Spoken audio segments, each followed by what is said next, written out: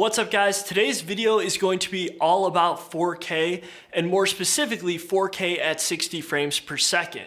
Over the last few years, 4K has become more of a mainstream resolution, and what I want to look at today are two new devices that are capable of shooting 4K in this higher frame rate of 60 frames per second.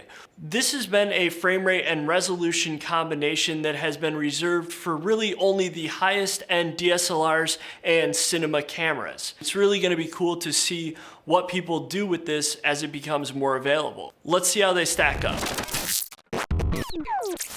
The devices that I'm talking about are the iPhone X and the GoPro Hero 6 Black. Now the iPhone 8 also includes the same capability, so if you have either of the new iPhones, then you'll be all set to do this as well.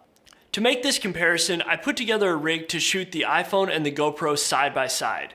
This video is a 4K 60 frames per second timeline, so all the footage that you're looking at is native and not upscaled. I'm using the auto settings for both cameras to evaluate how it looks out of the box. So you might be asking yourself why 4K 60 even matters. Well, I'll try to explain it quickly. First, the 4K resolution can be used to capture more detail in a shot, but that resolution can also be used to crop and scale the footage in post when using a 1080p timeline. This allows for so much more flexibility. 4K 60 frames per second is cool because if you like the 60 frames realistic look, you can now have that on a 4K timeline.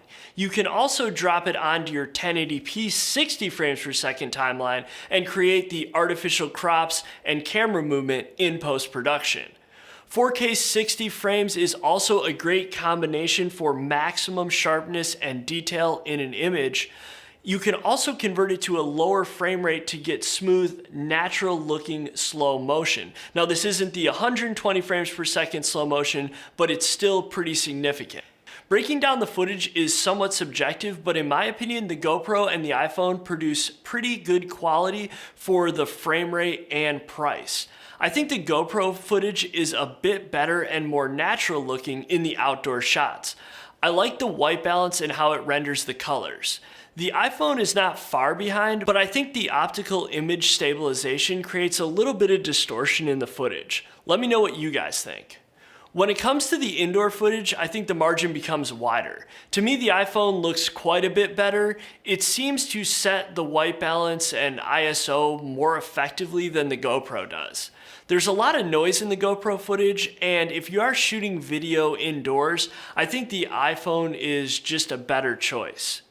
The dynamic range of both cameras looks pretty decent to me, and I think they've really improved the GoPro footage over the Hero 5. The wider angle of the GoPro is a big advantage if you are shooting video of yourself or working alone. It's much easier to point the camera and have confidence that what you are trying to shoot will be in the frame. You really need to hold the iPhone out there to get yourself fully in the frame. Another positive for both of these cameras is that I did not have any overheating issues recording for longer durations. This was a big problem with a lot of the DSLRs when they first came out. There was overheating when going over a certain time limit of recording. The GoPro did get pretty warm, but never showed any signs of instability or that it was about to shut down. The codecs are also pretty efficient, and the recording doesn't create huge file sizes. I saw about 350 megabytes per minute of footage shot, which is actually pretty reasonable. The last difference would be the cameras themselves, or the form factor. The iPhone is obviously cool because it's a device that most people have with them all the time. It's a pretty solid camera to have right in your pocket.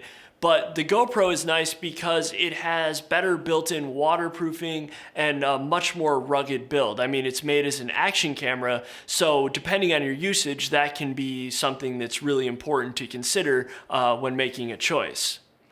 I'm really excited to see how these devices continue to develop. I mean, I just think it's such a cool thing that they're already able to include 4K 60 frames per second into a cell phone and a GoPro or action camera. So I think the future is going to be really cool for content creators as these devices become better and more affordable. So I hope you guys enjoyed the video. As always, thanks for watching and see you next time.